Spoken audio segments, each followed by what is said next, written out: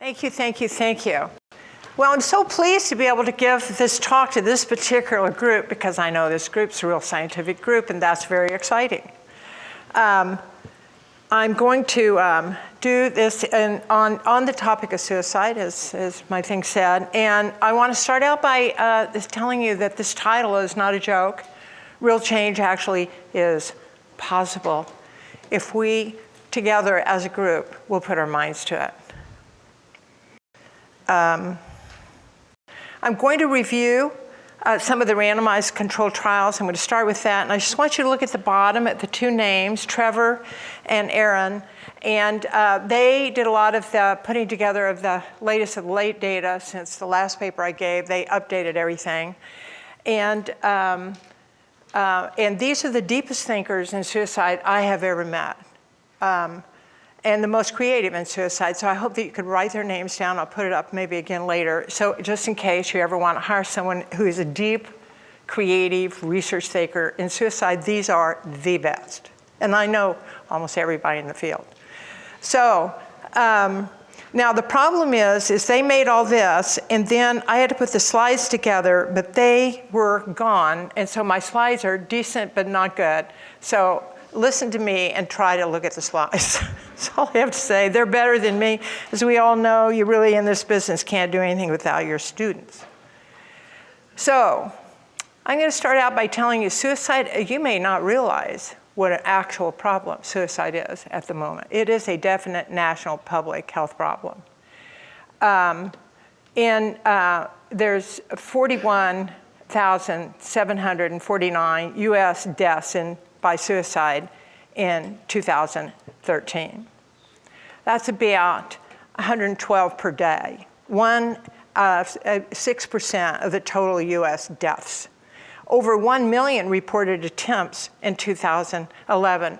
Many of these dates are old, but you can't get you can't get recent dates in this particular field. It's the 10th leading cause of death in the USA, and in 2008, the national rate was 13 per 100,000. This is people dead by suicide. Okay, this is not suicide attempts, they're actually dead. So yes, indeed, it's a difficult problem. The suicide rate among middle-aged Americans rose by 30% between 1999 and 2010, with more people now dying of suicide than car accidents. I mean, who would have imagined something like that? It's much worse. The suicide rate in the United States is the highest it's been in 25 years. Even worse, those of you who read the New York Times, suicide rates among Black children have skyrocketed. Now, this is really something. African Americans have always had far lower suicide rates than Caucasian white people, okay? And to all of a sudden have this happen, this is a dynamic, tragic change that we're gonna have to pay attention to. Now, just to talk about what's the research, what us clinicians, I know you're not all clinicians, but the ones who do clinical research, what have we done to solve this problem? There are 83, this is all, 83 randomized clinical trials measuring suicidal behavior as an outcome. Now let's just look at other disorders, okay? Remember, we first have got liver disease, which is the 12th leading cause of death, far less than suicide. How many studies do they have? 1,022, okay? Let's look at hypertension. They're 13th, a lot lower than suicide. And 1,049 trials. Parkinson, he has 163, and they're 14th. But these are people, look at the huge difference in the number of clinical trials for these problems, which aren't anywhere near as serious as the problems of suicide. It's possible, it's a good idea that we didn't have much more research because the quality of the research that we have had is problematic in the extreme. There's a lack of operational definitions, infrequent use of validated measures, infrequent use of blind assessment, and exclusion. This is hard to believe, really it is, that they actually excluded high-risk for suicide people in randomized trials on suicidal behavior. So let's look at the lack of operational definitions. The common language, as all of us know, you can't do research without a common language. You've got to be able to have the same definition for suicide in one study as another, or you can't compare any treatments or any studies to any study. So this is really a critical factor missing in our field. In our field, in randomized clinical trials, only 42% of the clinical trials out there have given a definition of what they're talking about. Okay, they put the word suicide attempt in or suicide or something, but they never tell you how it's defined or what they're doing. Now, you may think, well, why should we have to do that? We have to do that because I'm not kidding. This is a total truth. There was an actual study on adolescent suicide, and he said this kid attempted suicide, but he didn't want to die. Now, just think about that for a minute. There's a problem in the definition here of a suicide attempt. If a person attempted suicide without wanting to die, it sounds to me like self-injury, perhaps. And 58% of the trials include no definition whatsoever of what they're even talking about, what we're talking about. 18 identified target outcomes across all trials. So there are only 18 of those. So these are all the words that are used for suicide and suicide attempt. You can see there's this long list. There are 18 terms, many of them not defined. So in other words, different people use different terms. So it's very difficult. The field itself is a total mess. It's an understatement. Now, infrequent use of validated measures. When I started doing research in suicide back in the late 1970s, there was no scientific, validated, reliable measure of suicide at that time. So the first thing I did while I was doing pilot work was I decided I would develop a measure so that I could use it and get reliability and validity for the measure itself. But it was zero at that time, okay? And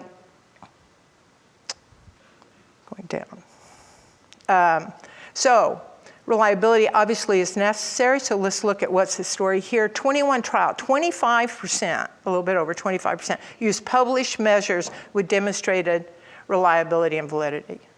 Now think how many didn't use those measures, okay? And this is going to be important, you'll hear in a minute. So the problem is we now do have measures. I and my group developed the suicide attempt self-injury interview. Now, why does it make a difference if you have reliability and validity? We compared this to another measure we had where we just asked people, have you ever attempted suicide? And then we compared that to the suicide attempt self-injury interview, which is an interview where you go in depth, like, did you really want to die? Did you think you were going to die? All those kind of questions. And what we found was asking a person, have you ever attempted suicide, way overestimates the number of suicide attempts the person's had, or whether a person did or didn't have them. In other words, there's no good reason to believe that's a really reliable way to find out, okay? There's also the scale for suicide ideation, which is Beck's. That's got a lot of good data. It's sometimes used, often not used. We've developed a measure too, but the data for that hasn't been published. And then the Columbia, which is very recent, 2011, Columbia Suicide Severity Rating Scale. Okay, so there are measures people could use, but we're finding all kinds of research not using them, which you can't have a science without measures that are reliable and valid. Without reliability and validity, you don't have a science in the first place. So this is a real problem. It even gets worse as I go. So what's the next one? Infrequent use of blind assessment. Very rare in this field. Blind assessment. We all know why it's a good idea, so I'm not going to say more. However, it's missing from many. Only 40% of the studies reported blind assessment. That means all the rest of them must not have had blind assessment because anybody who's got it says they've got it. So you can't really trust non-blind assessment. There are way too many reasons to say that you reduce your suicide, as we all know. So now, this is my favorite one. Just wait till you see this. We all laugh about this, but it's tragic at the same time. The methodological problems to date of exclusion of high-risk suicidal subjects. So here's who they are. They're commonly excluded. First, we'll start with people, if you're depressed, have anxiety, or bipolar disorder. Really, who ever heard of excluding the suicidal people from their own study? It gets worse. Also excluded from clinical trials, 23% suicide randomized trials excluded high-risk individuals who needed psychiatric treatment.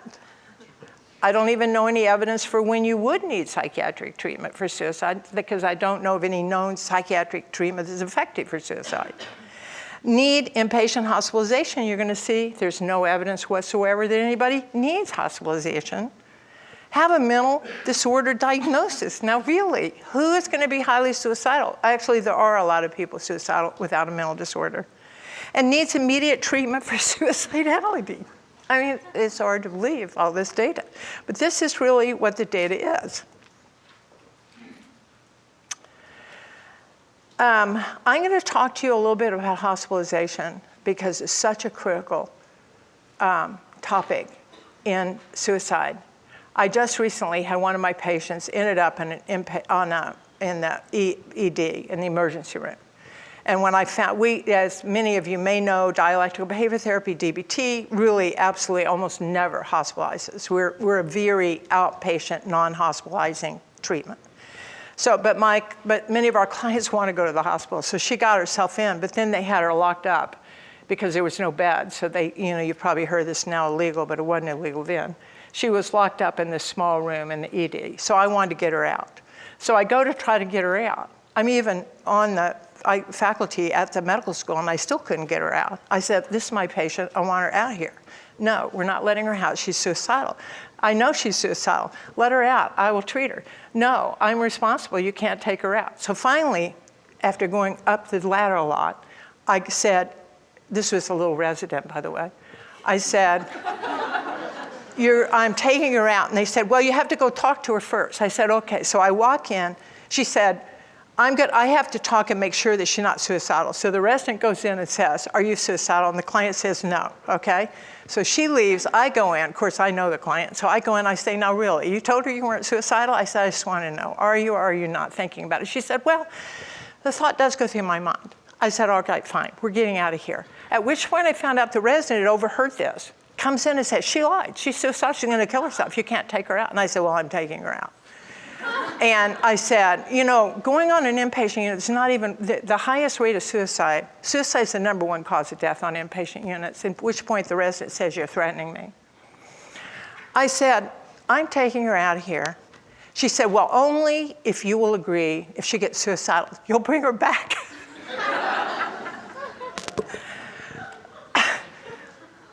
I said, just to be clear, I'm taking her out and we're leaving. So I took her out and got her home. Okay, and my claim to fame once again is she's still alive. The point that I'm making, why am I telling you that story? I'm not blaming really some little resident for this, even though she was a little resident. Because the facts are, everyone who's afraid of suicide is doing the exact same thing. We will lock them up and then we won't be sued. I will not be responsible if I can lock them up somewhere. We will put them somewhere. This is treatment. This is standard of care. Just in case you don't know this, there's zero evidence for standard of care. Okay, we'll keep going. So, in hospitals, hanging and jumping are the most common methods. 1,500 inpatient suicide per year. These are people living on inpatient units, which are supposed to be safe. Suicide intervention research on hospitalization. There's a lot coming out, a lot's recently come out. Just to give them a really positive comment, the National Institute of Mental Health themselves sent me the research suggesting you should be suspicious of inpatient hospitalization for suicide. So I give them lots of credit that they actually sent it to me. So there's alarming rates of post-discharge suicide, hundreds of times greater than in the general population. 5% of all post-discharge suicides, 50%, sorry, occur within 1 week of release. Most of those occur on the day that you get out. 20% of all post-discharge suicides occur within 1 year of release. In other words, if you want to know when is anybody at high risk for suicide, put them in a hospital and then let them out. And that is when they're high risk. The research on this is suggesting that it's, people always say, yeah, but the reason they're so suicidal in hospitals is because they're much more serious than everyone else.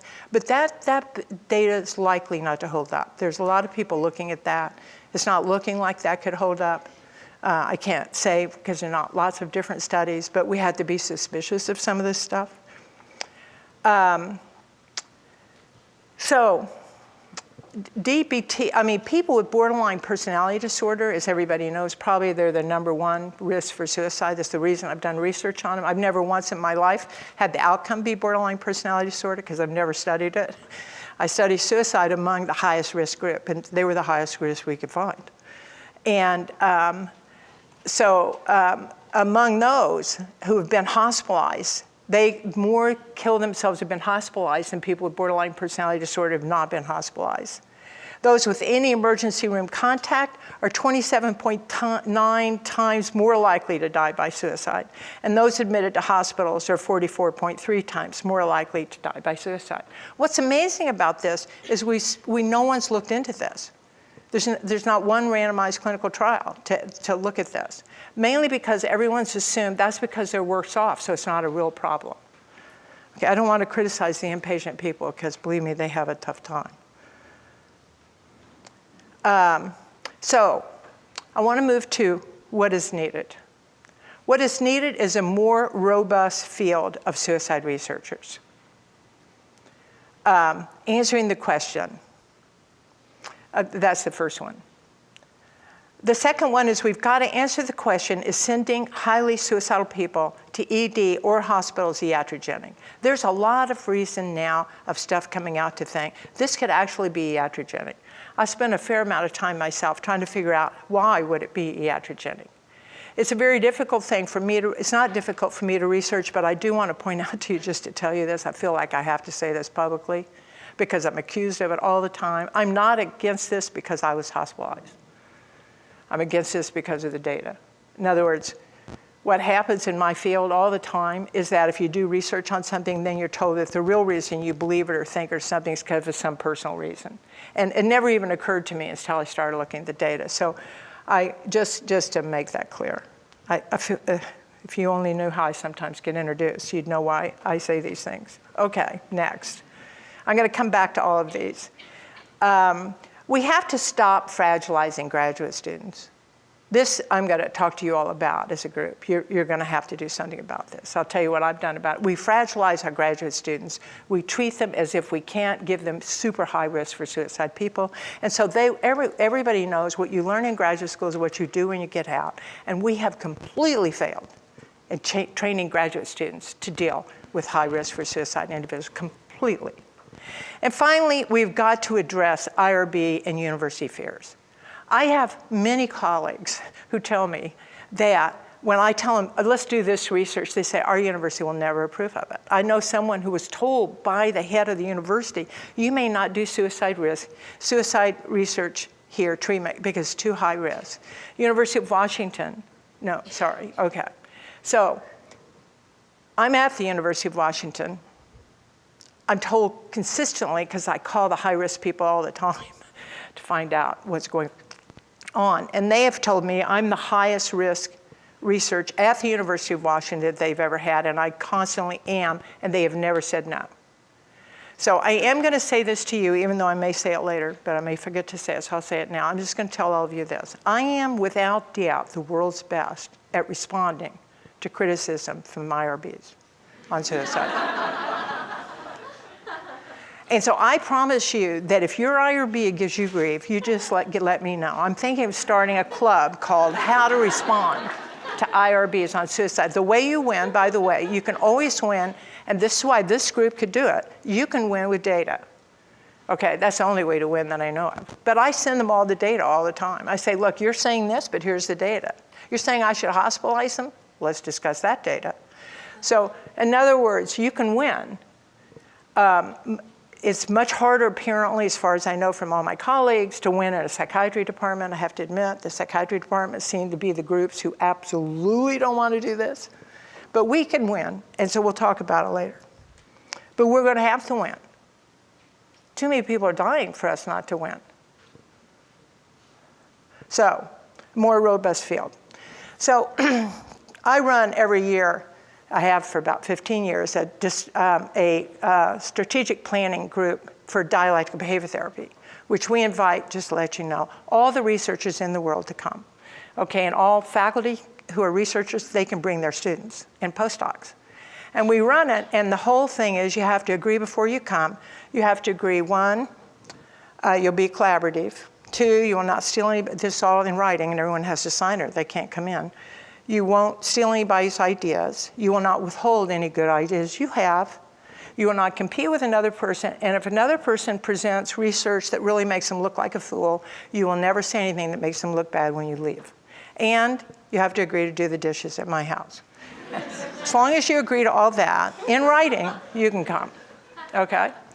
And we've been doing that for years, and the whole goal is to present what's the current research that's been done, who's done what is needed now, what does the field need, this is in DBT and really high risk for suicide, severe emotional dysregulation people. And anyone who wants to study it can come.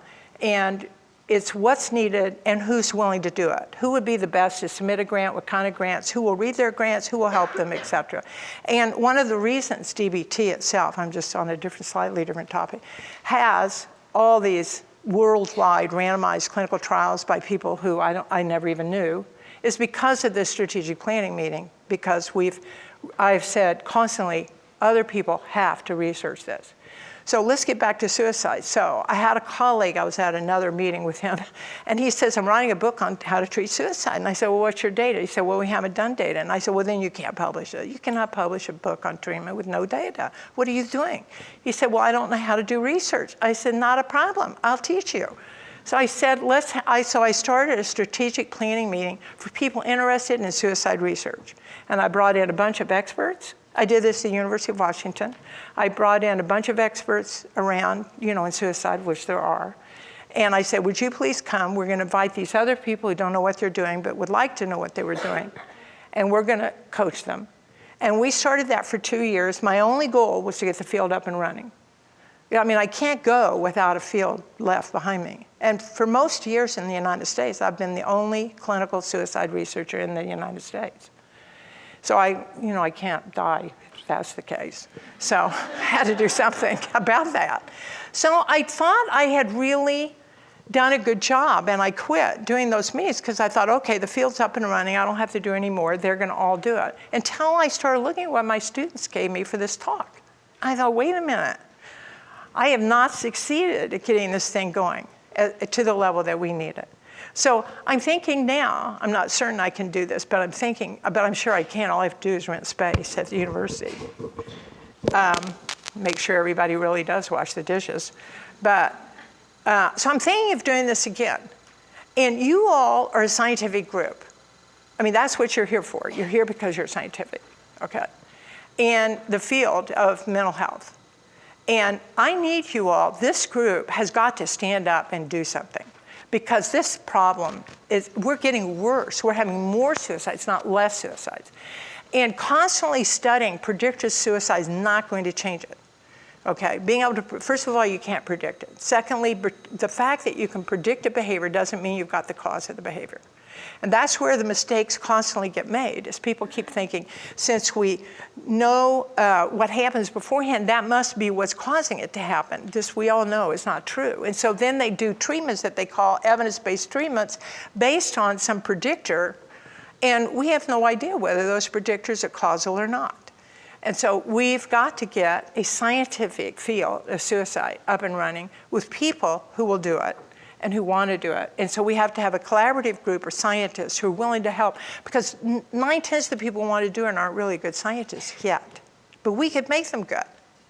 So I just want to call to arms this group, because we've got all these people dying. Once you find out these black kids are killing themselves, you've got to start thinking, wait a minute, I'm jumping in. And we need something new, because you got to be better than me. Okay. The answer to the question of sending highly people to hospitals, given there's not even one single solitary randomized clinical trial that's ever shown that hospitalization has saved one single life or kept anybody alive for 5 extra minutes. What do? People get sued all the time and lose for not hospitalizing, because the standard of care is put them in hospitals. But there's zero data for it. And there's every reason to believe that people could be getting a lot worse because of it. Okay, and I'll show you our data on that in a moment. And so I am really working, and all of you have friends in NIMH, so you could help me out with this. I'm doing everything I can to talk them into doing a randomized clinical trial. And I believe that it can't be a grant, and it especially can't be a grant to me, because then people think I'm just trying to show DBT works, and that would be a disaster, and we don't want that. So I'm trying to get them to do a contract with top suicide people and all the top people who are interested, top scientists, so that it doesn't get, laid on me. Looks like I'm doing it, even though I want it done. And but I don't have to even be involved. I don't really care. I just want the study done, and this has to be done before I die, just to be clear. And so my brother, who's a big top scientist at NIH, says to me, "Don't tell them that. Don't tell them that. If you say that, they'll think you're dying, and they won't give you the money." So you don't mention that. Okay. So this is really needed. There's one little tiny randomized clinical trial on this, but you can't really go to home with it. But it showed no difference in outcome, by the way. So we have to stop fragilizing students. Every year on birthday year, in the birthday month, we ask people in our clinic, "What are you most proud of?" And in my birthday year, which was not too long ago, I was walking to work and thinking about what am I proudest of, which I would have thought would have been developing DBT, to be honest with you. Probably everybody thought I would think that, but I didn't think that. I realized the thing I'm the very proudest of in my career is that I started a training program for graduate students, and we only treat extremely high risk for suicide. Adolescents, extremely high rate. They have to have suicide attempts in the past, they have to have serious mental disorders, and they have to be suicidal now for us to take them. And we run an adolescent program, we run an adult program, and we run a friends and family. The friends and family being the friends and family of all the kids who refuse to get treatment. Usually the 25-year-olds who won't go to treatment. And we're starting a training program for the parents who are suicidal, since they often have trouble with parent raising. And my students, I have one student who had one of her clients who's an adolescent who tried to kill herself, tried to hang herself 5 times in school over about 3 months, ended up in intensive care for a while. We kept her outpatient the whole time, and she's doing beautifully, and we've managed to manage the fear of the students. If you get a chance to ask me a question, I can tell you how to do that, because I'm actually very good at doing that too. We've got a whole strategy, one of our skills, Cope Ahead, which it really works. And so, when I came, I started my clinic underground because the university would not let the students see highly suicidal people. This is common in the United States in clinical training programs, not in psychiatry, by the way. Psychiatry treats them, but often doesn't get training. So we have to turn this around. And we have on our internet now my whole curriculum. We've got all the classes, we've got the exams, we've got the tests, we've got everything, because they're trained in how to treat high-risk people. The single biggest problem most people make in treating suicidal people, just to let you know, is that they focus on suicide. But actually, you have to focus on the reason the person is killing suicide. In other words, what's the core problem driving the suicide? And the reason a lot of people, fail at the treatment is that they get overly focused on safety cues, safety this, safety that, get rid of the gun and stuff like that. I mean, we collect guns, and we've got the police have all approved us. We've got loads of guns and knives and hanging things. But we have a whole place. But the police, we're good friends with the police. And I just this is an offside thing. So we had a person not very long ago in our lab with not only a gun, but it was loaded, and she was going to kill herself. So we managed that beautifully. We have really good systems, me and my colleagues, and the therapist got the gun away, and the therapist next door, who she'd been Skyping to the whole time, opened the door, got the gun. The police came in. We got the police in to make sure we had done things correctly, and they informed us, had we called them, they would have shot the patient. So I just want to be clear, it's important that you learn how to deal with high risk for suicide people without always calling the police. Our police are real good friends of ours now, and we can get them to come without their uniforms on. So they told us, just call and say, don't wear your uniforms, and we'll come sit and protect you. So, because we don't want to get shot, of course. But nonetheless, we have to teach This is possible on my website at the University of Washington. We have all of our training stuff. We have our lectures. We have our requirements. We have a whole program that other people can take. It's really focused on DBT, so you may not want that. But I would be willing to help anyone who wants to put this together at their university how to do it and how to help students with high risk for suicide. I did it underground because the university wasn't going to let me do it either, but now they don't dislike it. So all this is possible. So I'm going to give you just a little data from DBT, just to show the kind of people that show up. This is a usual type of patient, okay? They come in, we'll have 75% have major depression, 14% dysthymia, 26% are substance dependence. We get a fair amount of social phobia, panic disorder, and eating disorders. And most of the people have multiple disorders. Okay, so not only are they suicidal, they're borderline personality. The reason I study borderline mainly is because they have all these problems. And I was looking for the worst, and I found them. So that's who we deal with. These are our outcome data on non-suicidal outcomes. 87% reduction in substance dependent. I don't think there are that many people better than us. There's nobody better than us on major depression, 68%, 64% eating disorders. So where were we a disaster on anxiety disorders, it turned out. We have outcome, but nowhere near as good as they should be. So what we put on now, and I'm just not going to show you, DBT is a modular treatment, so the treatment has modules, and exposure is a module that you bring in, but we had only brought it in as informal exposure, but we needed to have systematic exposure for most of our disorders, which we didn't have at the time, which we do have a protocol now of systematic exposure. So now we're getting very good results again. This is because, of course, DBT just pulls in. The reason DBT is good is because I steal from the best, that's why. But you have to be smart to know who the best is, so it's not bad. Okay. So we're known as a group, probably DBT is the most replicated as reducing suicidal behavior. So this is just showing you at 4-month, 8-month, 12-month. Yellow is the control group, and the green is DBT, and looking at the level of suicide attempts. Okay, so you can see that. This is just another one. But what we now have is 12 independent sites replicating our work. So I think we can be now, we're included at evidence-based treatment. The most important one, though, that says the most from my point of view, we were really accused for a long time of only being effective because we were expert therapists.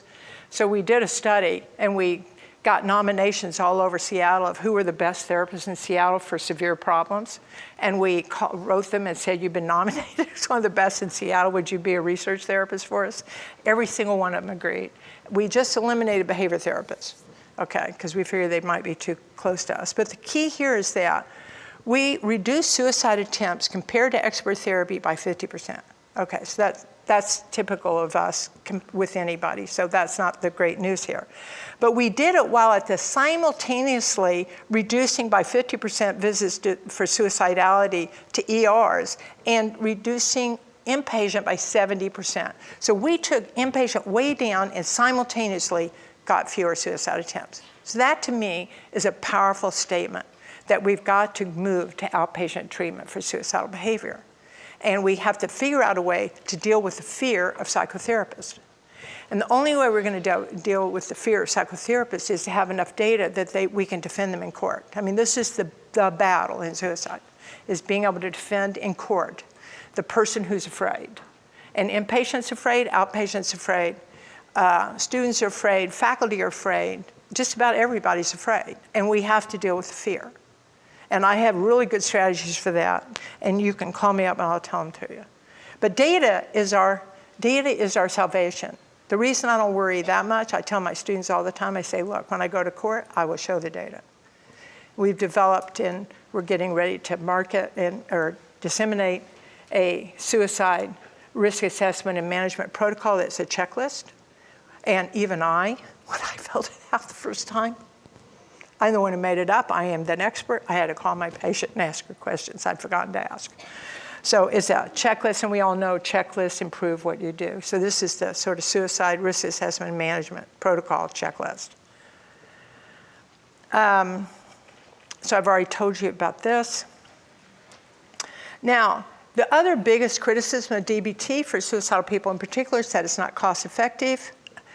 I'm not going to show you the data. You're just going to have to take my word for this because my students didn't give me all the data for this. But I just recently asked my students, I said, why don't we check out and see, because loads of people don't want to do the treatment, saying it's not cost effective.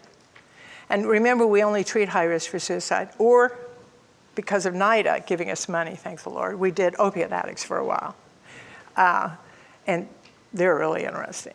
So I said, what's the cost? Are we cost effective? Because a lot of people said you have to have all this training, you have to have teams, you have to have group, you have to have individual. It is way too expensive. We're not doing it. It is unbelievable, the cost effectiveness of DBT, primarily because we keep them out of hospitals and EDs. In the military, in the VA, they had a study of 40, I think it was 41 or 49 patients, and we saved them $5 million.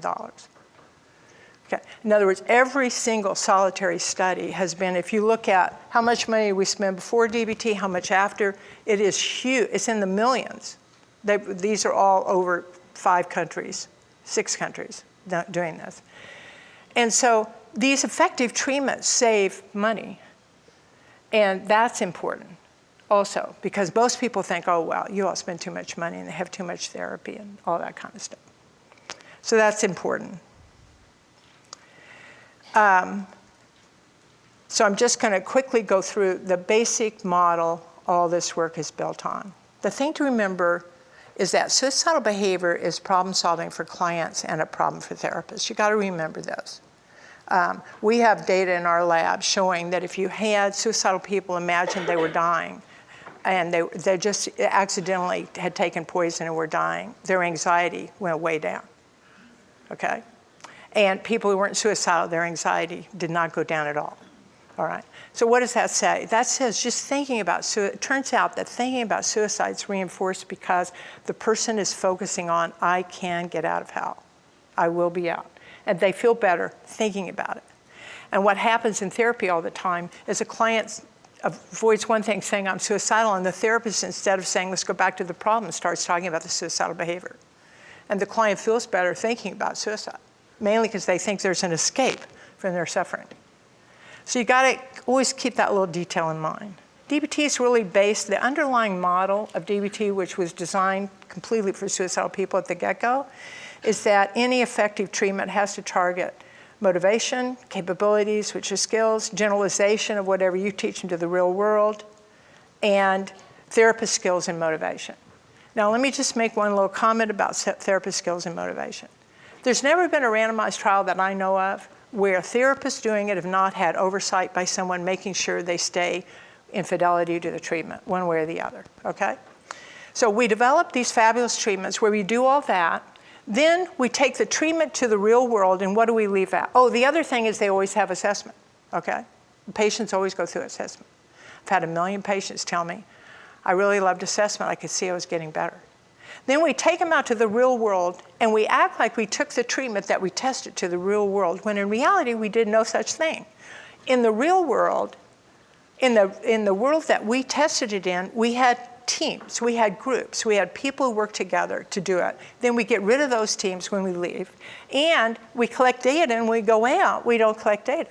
So I said to myself when I was developing DBT, I said, since I developed the damn treatment, I can just find what it is, and I'm going to say you're not doing DBT if you don't have a team. And the function of the team is therapy for the therapist, which is to keep the therapist at fidelity.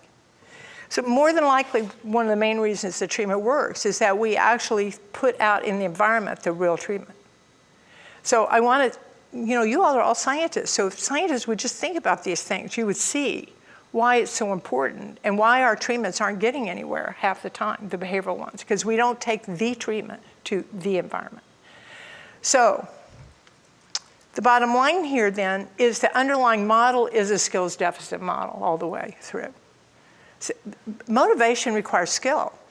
I mean, how do you get yourself motivated? Skillful people can motivate themselves. Non-skillful people usually can't. Capabilities are skills.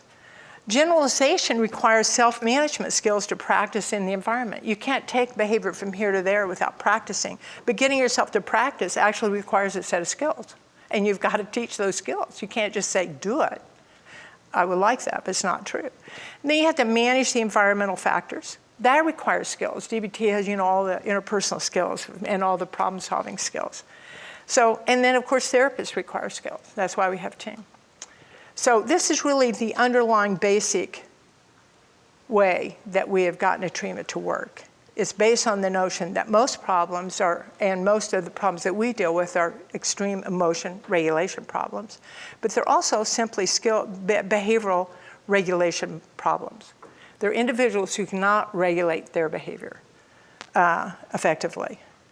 So the reason it's called dialectical is it brings together acceptance and change. This is critical if you're treating highly suicidal people who are sensitive. If you say, I'm going to help you change, they say, well, you're saying I'm the problem? And then, of course, you say no. And so then you can move to an acceptance. And they say, I thought you were going to help me. You're not going to help me? I say, oh, yes, we are. So you had to bring the two together. The skills, just to let you know, these are the skills, just to let you know. In DBT, the skills mediate every outcome we have. They mediate self-injury, they mediate suicide attempt, they mediate relationships, improvement in relationships. We don't have any outcomes they don't mediate.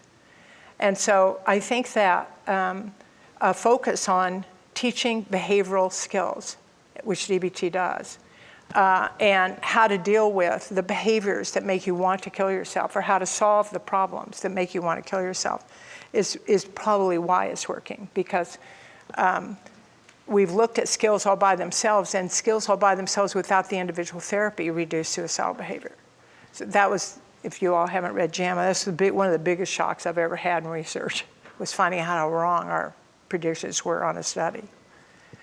So just want to see, I don't think I need to go through everything else. The other thing that we have that I think is really important in all therapies, definitely is DBT, is that suicidal behavior results from transactions of biological vulnerabilities and skills deficits with environmental events over time. And a dialectical transactional model, which DBT is, and many of our behavior therapies are, is the thing that's good about them is that they're incompatible with blame. And blame is your enemy when you start trying to treat suicide, because shame is such a major factor in it. And so you have to have a model that the whole model works against shame. Am I supposed to take questions?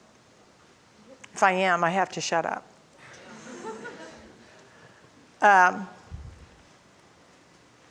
Okay, I'm gonna, just so I can take a question or two, I'm gonna stop because I don't think I have anything really interesting to say anyway. I'm pretty sure that my students put all this stuff to look at, but I don't remember why they put it here, so I'm going to say that we have finished. But I would like to take a question or two. Yeah, did anyone have their hand up?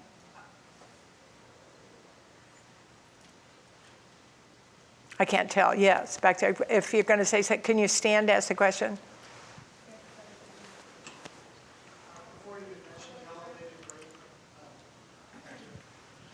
Before you had mentioned the elevated rate of suicide among African Americans. I was wondering. No, it's African American children. Okay, thank you. I was wondering what your perspective was on cultural customizations to various treatments, including DBT. Did you have an opinion on that? I actually had DBT analyzed for exactly this, and it has been analyzed by people in Africa as an Afrocentric treatment itself, and mainly because it's so flexible. So you always have to adapt to culture and how you do something, and the secret is how do you adapt without going out of the treatment itself. DBT itself is so modular that you can do it, although certainly in terms of voice tone and whether you're going to be a reverend or not a reverend or how irreverent you would be, since irreverence is one and reciprocal is another, the amount of doing different things really count. But I think with the African American, for example, I don't think the issue is, well, with many of them, I mean, with our Asian students who've come to us for treatment, for example, we absolutely cannot bring their families in. Okay, whereas with Caucasian, you do bring their families in. The adolescent, say, it's not acceptable to be in therapy. So there are a lot of the small things like that. As long as you stay within the band of the treatment itself. We just submitted a paper on Native American, DBT for Native Americans, and it was very effective. But there, when we did mindfulness, we also wanted to include some of the rituals of the tribe, which there's no reason not to. So it's your ability to stay inside an evidence-based treatment while at the same time making the modifications that the treatment itself allows. And the treatment developers are the ones who've got to say what can be changed. There's certain things, I'm sure it'd be true in some of the exposure-based treatments, for example, that you don't have the leeway to say, okay, your group doesn't believe in exposure, so we won't do it, and then think the treatment will work. Does that answer your question? Thank you. One more. Yes, right here. Oh, wait a minute, we need this. Yeah, you do, so the back people can hear Yeah, you. thank you for that talk. I wondered if you or anyone else doing research on DBT is incorporating anything in the way of dietary intervention or nutrition. And the reason I wonder it is that I'm helping a psychiatrist in our local DBT clinic collect some pilot data right now, which I'd like to share with you, to see whether or not it's worth researching, because we have a number of women there who have been taking micronutrient treatment in addition to the DBT therapy. And what they report is, as their brain fog clears, and some of their depression lifts, they are better able to make use of the skills that they know in their head, but they haven't been able to practice upon or use in practice. Have you done anything like that? What we have is a whole set of skills called the PLEAS skills, which have to do with exercise, nutrition, eating, sleep. We have Marcia's handy-dandy sleep protocol plus the regular protocols, but all the stuff I've ever found that work. So we have a lot of emphasis on sleeping not too much, not less, all on food, all on eating, all on. One of the biggest problems we have with our patients is no matter how bad they are, like how terrible and how many years they've had this terrible headache, they're terrified of physicians. Well, not terrified, they dislike intensely physicians. Trying to get them not to say that publicly when you have a bunch of physicians in the room is a little difficult, but so we have a whole set, that's a whole set of skills which are taking care of the body to take care of the mind. And we have a sleep protocol, which you probably know about, which is very effective. And if you don't know about the sleep protocol, put it in your web base and you'll come to my site and you can download it for free. But you can download a lot of stuff from my site for free. But so we work on the sleep protocols, all of those. And any things that we have some data on, my rule for DBT therapists is if you're not a medically trained person, you may not make medical suggestions. You must have a medical person make those. We do not make those, So if you took an overdose, we don't decide whether it's going to kill you or not. So if we had a specific medication, more than likely in DBT, we would ask a person to ask their primary care physician about it, rather than us telling them to take one, because I don't want to get into I don't believe a psychologist not trained in medicine should make medical. Sorry, this is not medication. I'm talking about micronutrient supplements. That's a supplement. Right, there's That's a drug, though. right. Come to our symposium on Sunday afternoon. No, I'm willing to believe in it. I'm willing to believe in it and tell them to get your person to say it's okay. I'm willing to believe in almost anything that's got data.